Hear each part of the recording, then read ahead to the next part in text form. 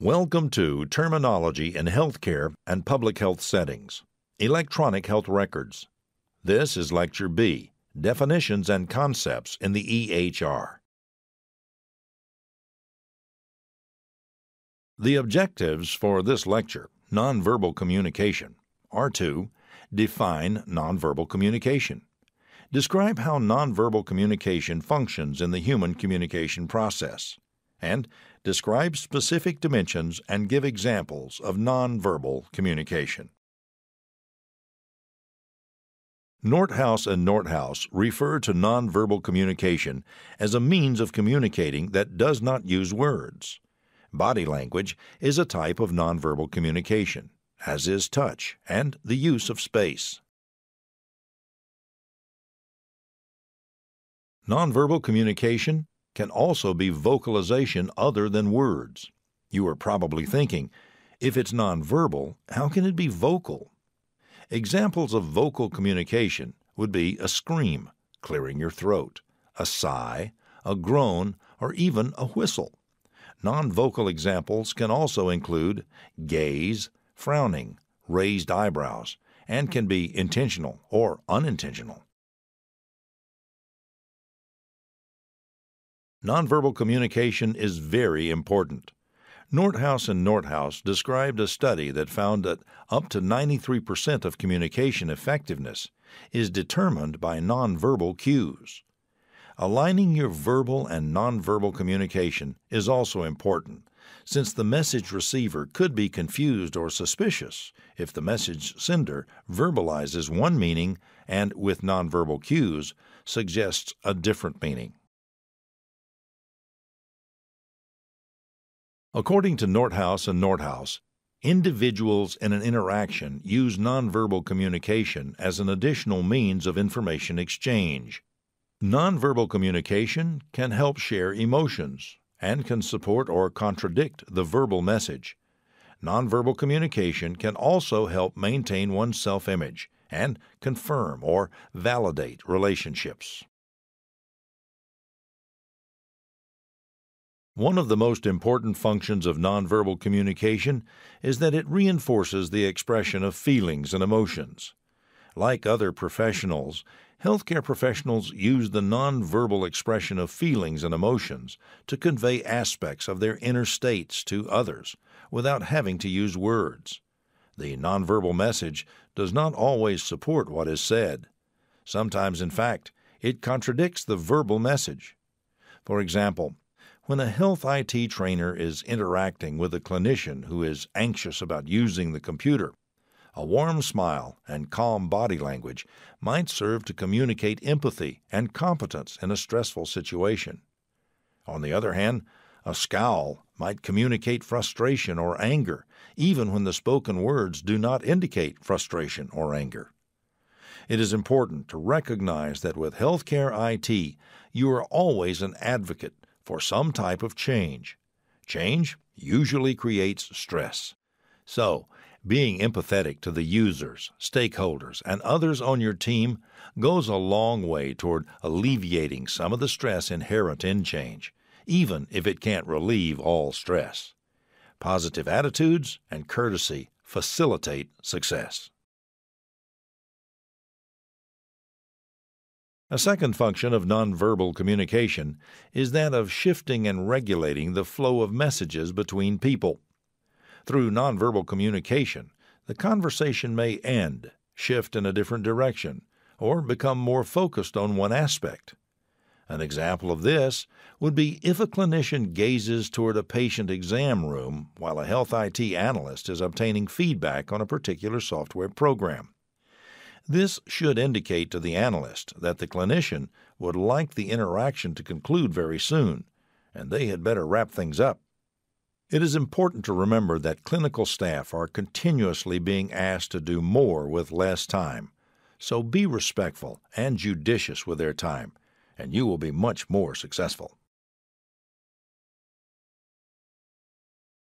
Similarly, health IT professionals need to be conscious of their own nonverbal communication so that they do not convey that they are judging the competency of the client they are assisting. This is particularly true of older physicians and nurses. They have many years of experience and pursue clinical excellence and do not necessarily see computer systems as intuitive or adding value. It will be your job to approach them with openness and humility in teaching them how to incorporate health IT into their practices. The old adage is true: you catch more flies with honey than with vinegar. The third function of nonverbal communication is maintaining one's self-image. Stated another way, we tend to act in accordance with who we believe we are, or how we typically act in a given situation. For example, physicians in a clinical setting may see themselves as needing to project confidence and competence to their patients. If they are struggling with a given system, oftentimes this need to project competence and confidence will manifest itself as an attack on the system. They may hold their hand up in a conversation, tell you that they need to take care of the patient, not the computer, or even scowl at you. Recognizing this, being patient, helpful, not down-talking the physician, or changing the venue to a non-clinical setting later is the best way to deal with these situations. Through nonverbal communication, individuals will confirm relationships. One should always carry oneself in a professional and competent manner. Make sure you understand the subject matter of a given meeting well. Speak with confidence, and when you do not know an answer, simply state that you will look into it and will report back. Write it down as a to-do for yourself, and you will be sending the nonverbal message that you take the question and the relationship seriously. In the next set of slides, we will identify 5 categories of nonverbal communication. As described by Nordhaus and Nordhaus, there are 5 categories of nonverbal communication. They are Kinesics, Proxemics, Perra Linguistics, Touch, and environmental and physical factors. Let's begin with Kinesics. Kinesics is the study of physical movement as a form of communication. Components of kinesics include gestures, facial expressions, and gazes. For example, components of kinesics can include symbols or gestures such as pointing one's index finger in the air to signify, "I am" or "my team is number 1." Other examples include nodding one's head side to side or back and forth. A key distinction here is movement. Facial expressions can be a smile, frown, raised eyebrow, wrinkled forehead, open mouth, yawn, etc. Facial expressions often change during an interaction.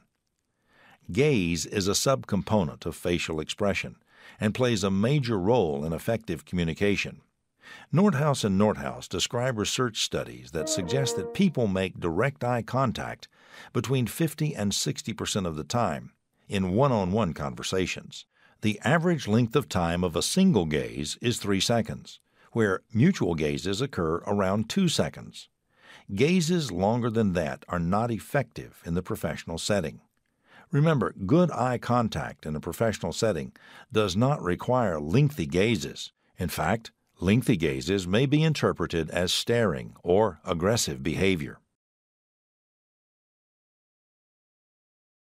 The second category of nonverbal communication, proxemics, refers to how people move in and use the space around them. Nordhaus and Nordhaus categorize space in 4 ways: intimate space, personal space, social space, and public space. Personal space includes surroundings and is important as it provides one with a sense of one's own identity, territory, and control. For example, in many families, a parent or guardian will have his or her favorite chair at the family table, or a defined parking space in the garage. The use of distance between communicators is also a component of proxemics. Nordhaus and Nordhaus describe data from the book The Hidden Dimension by E.T. Hall. The researchers found that personal space ranges from 1.5 to 2.5 feet between individuals. This is the common distance between friends or loved ones. This distance for comfortable space can vary in different cultures.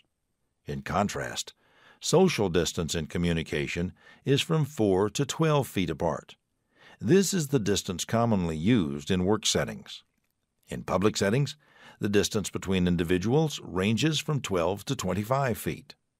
It can be important as a healthcare IT professional that you notice what is going on in terms of space with your team, particularly in an implementation setting. These are some of the most stressful times in a person's career. If, in response to the stress, one of your team members or someone else is invading the space of another team member and intimidating them during a go-live, you should intervene in the situation. Perra Linguistics refers to the vocal sounds that can serve to add further meaning to the spoken word. According to Nordhaus and Nordhaus, there are 3 components of Perra Linguistics. The first, intensity, is considered the power component, referring to the loudness or softness of the communication. It can be thought of as the volume level that one speaks, which can increase or decrease during a conversation. The second, pitch height, refers to how high or low the voice is. Musical examples are bass singers at one end and sopranos at the opposite end. Variations in tone refer to changing pitch height. In general, the less emotionally charged you are in those situations, the better. Keep your pitch even and the volume down. You will have plenty of time to commiserate with your colleagues later and vent. The fourth category of nonverbal communication is touch. Touch can take many forms and elicit a variety of meanings. Touch is primarily associated with personal friends and loved ones. Aside from a handshake, touch is not widely used in Western society, so should not be used in the professional work setting. Environmental factors can include lighting, constant or intermittent noise, color of surroundings, and furniture placement. Nordhaus and Nordhaus summarize that a person's perception of the environment can suggest feelings of formality, warmth, privacy, constraint, distance, and familiarity. This concludes Lecture B of Key Elements of Effective Communication. In summary, we defined nonverbal communication and identified the significant role it plays in effective communication. In addition, dimensions of nonverbal communication were presented, and examples of nonverbal communication were given.